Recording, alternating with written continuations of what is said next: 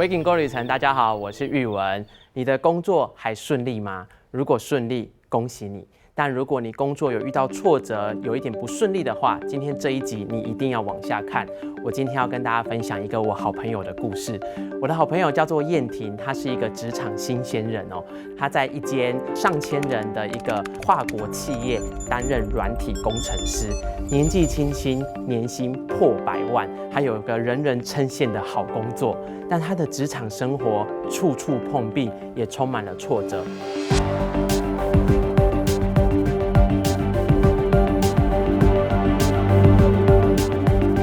我认识的他是一个做事非常钉钉的年轻人，每一件事情在他的清单当中，就是每一项都要做得非常的精准，非常的好。他非常的认真，每天都提早2个小时出门，到了公司做的就是先预做今天的准备。这件事情看起来在职场新鲜人来说是一个非常棒的，但他还有一个特殊功能，叫做问问题哦。他非常喜欢问问题，他也会去问身边的同事，遇到问题的时候就问 A、问 B、问 C， 只是为了要拿到一个正确的答案。但是因为这件事情，让他成为公司里面的问题宝宝。他的积极让他身边的同事渐渐的觉得他是为民、为权、为利来的，甚至觉得他有什么样的企图哦，所以开始所有的人聚而远之他。燕婷发现他被排挤了，这件事情跟燕婷在大学时期有个非常大的反差。燕婷在大学时期是一个非常顺遂的人生哦，我还印象她是一个所谓人家人人称的资优生。在大学，人家都要读4年8个学期毕业，但是燕婷7学期就毕业了，整整提早别人1学期。她每一个学期都是第1名，也就是得了7个学期的书卷奖。但是大家猜猜看，她到工作职场第1年，她的绩效也是第1名。什么第1名？倒数第1名。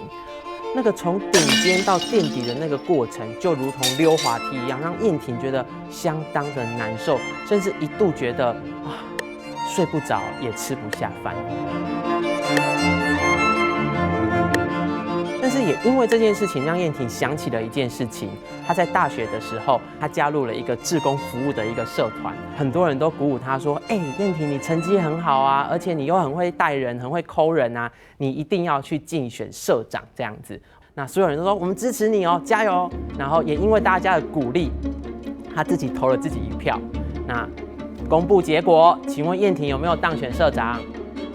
没有的呢，就很像 spotlight 打在燕婷的身上哦。她当下觉得奇怪，怎么跟大家讲的都不一样嘞？当初所有的人说会选我啊，可是让她很难过的，并不只有她没有当选，是令她最难过的是，她只有她自己投她自己的那1票，也开始萌生起了要离开社团的念头。那时候燕婷就把这样的一个故事跟是是非非告诉了一个智者。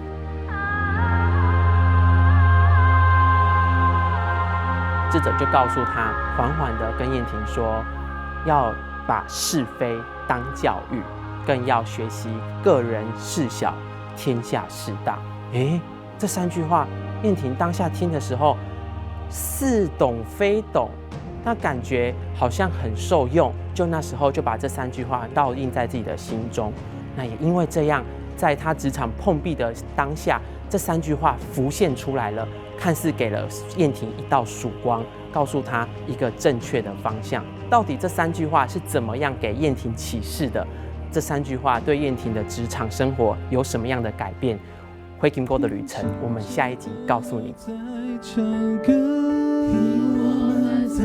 不要看到别人看似累积而来的成就，就想一步登天。试着坚持看看，3年再做决定。因为第1年通常是适应环境，第2年通常是进入状况，第3年才能有所贡献。所以最难克服的就是心态上的浮动，要知道自己可以贡献什么，可以学到什么。所以冷静地厘清工作需求，一步步解析要怎么做，往对的方向做，就不会被进度追着跑。要克服难，不要被难克服。